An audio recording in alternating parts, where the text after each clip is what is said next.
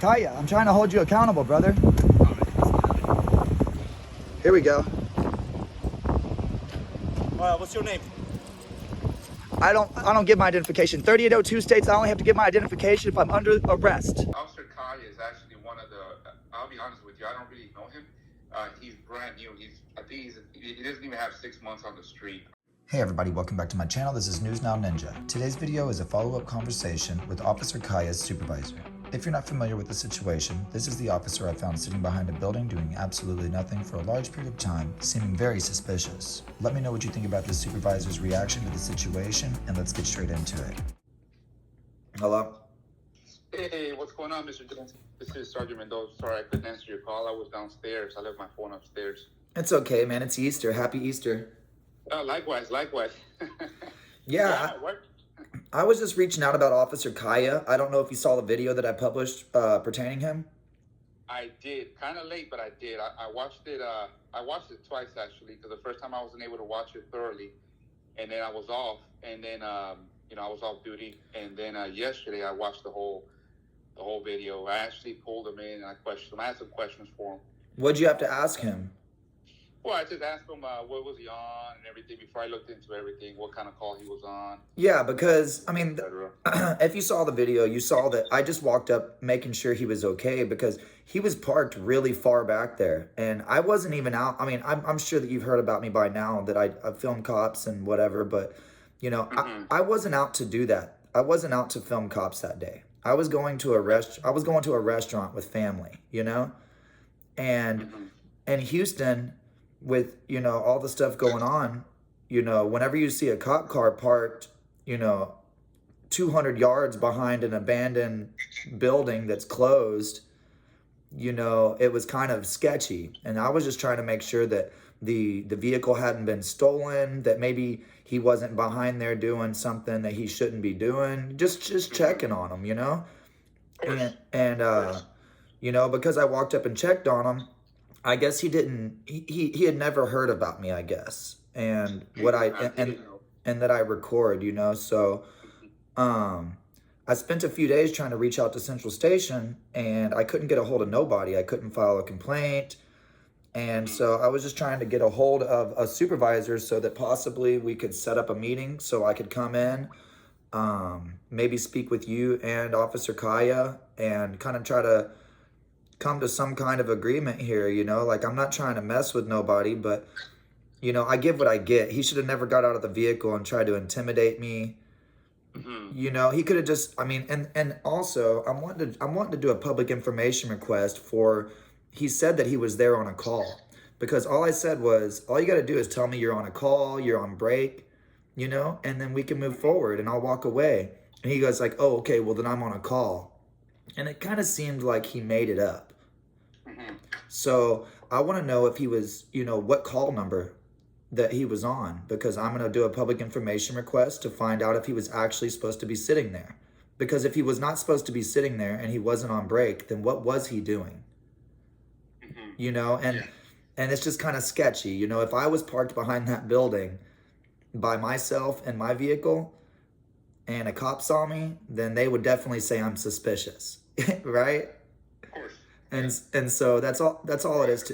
It's suspicious to me that we have an officer on duty that couldn't even come up or articulate what he was doing until I gave him the option to tell me, why don't you just tell me you're on a call? And he's like, oh, okay, well, I'm on a call. Like, why couldn't he articulate that in the first place? I feel like if he was there on a call, I feel like he would have articulated that right off the bat. Yeah. No, I understand. I totally understand. I'm sorry. As I'm talking to you, I'm typing up News Ninja on YouTube because I want to go back and look at certain, have the video ready. Yeah, and I'm not trying to get the dude fired. I just want him to understand, what I'm doing. And, the only officers that mind my camera are the ones usually doing something wrong. And like I said, I'm somewhat familiar with what you do, and I totally respect and I totally understand what you do. There's absolutely nothing wrong with what you're doing. And we actually school the officers here as far as, whenever they get filmed. We tell them it's not a crime. We explain their situation. We constantly get new officers. Some leave. You know, at this station where we're at, a lot of them, they come and go all the time. There's a lot of movement here.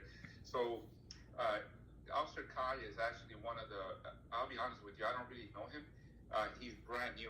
I think he doesn't even have 6 months on the street, if I can remember correctly, after probation. So he's a fairly new officer. You said after probation? Yeah, because what happens is officers, they go to the academy for 6 months, and then there's a probationary period, they go through training on the streets for 6 months. After that, then they're a police officer, they can be by themselves. Okay. So I don't know exactly how long he's been, but I know it hasn't been more than a year that he's by himself. So, and he doesn't know who you are. Most of the officers at the station are aware of who you are, but he didn't know who you were. And I think that part of him not articulating what he was doing was because it was the first time this happened to him, and he was confused, and he didn't really know. He was also he was confused at what you were doing and everything. So, but I'm going to talk to him again, and I will make sure that he understands that you don't have ill will. I know you don't have ill will.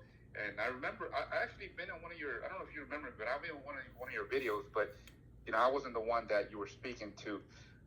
It was when you came to the station. I think they didn't have the signs.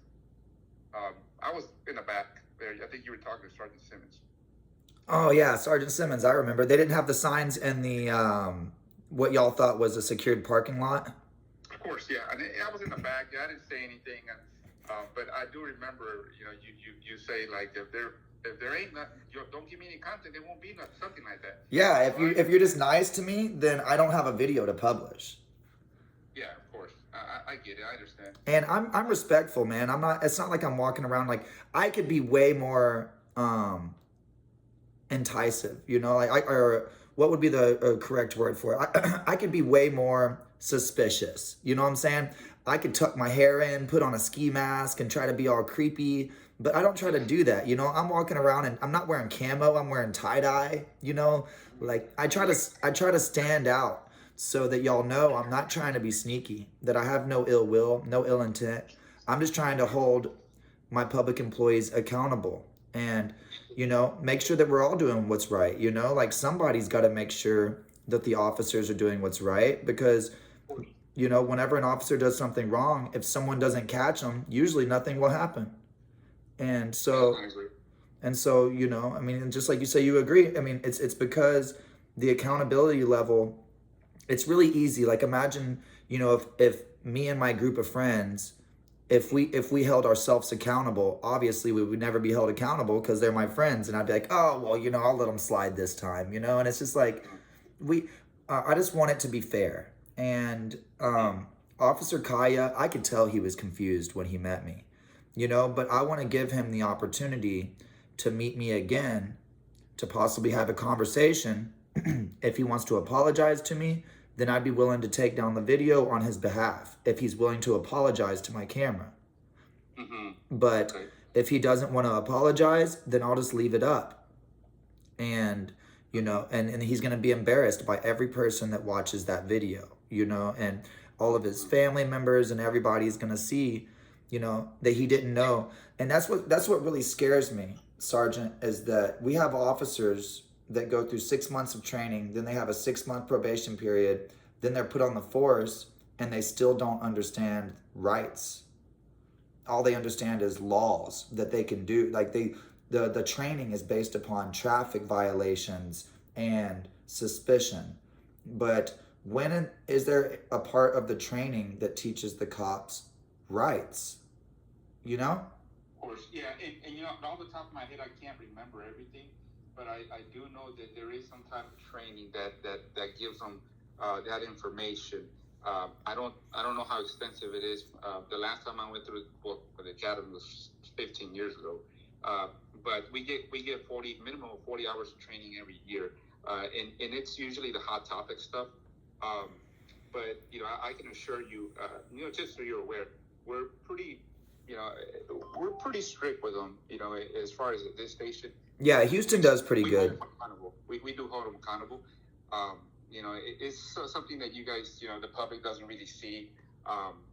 You know, because we have, you know, we have to abide by policy. Well, if you'd like to be transparent with me, I would love to see any and all things regarding this situation. You can feel free to email them to me. If you could just show me a paper that he had to have a talk or anything.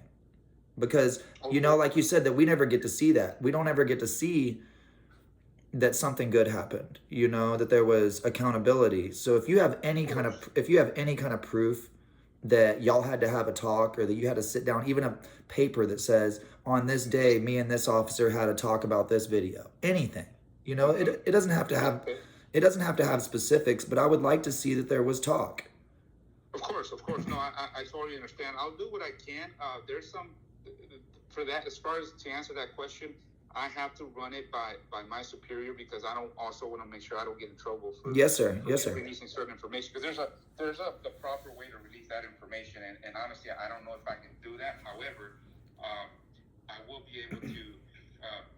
And I remember exactly what you told me. I know you want to try to meet with the officer and myself. I don't know if I can make them. No, you can't make them. It's just an option. It's just you could just ask them, hey, would you like to have a cordial conversation with this guy? He's given you the chance to just say sorry, and he'll take down the video. Of course. Now, let me ask you, if that were the case, right? If that were the case, let's just say, you know, he's like, yeah, sure, I'll meet with him. I don't mind talking to him, because that's actually an option. If that were the case, which, like I said, I don't know if I can do it, but if that were the case, whenever you guys meet, is that going to be another video? Yes. Okay. Sergeant Mendoza, thank you so much for being professional with me today, and I hope to hear back from you soon. Okay, brother. Take care. Have a good Easter, man. Good Easter. Happy Easter, man. Later on. That's all, folks.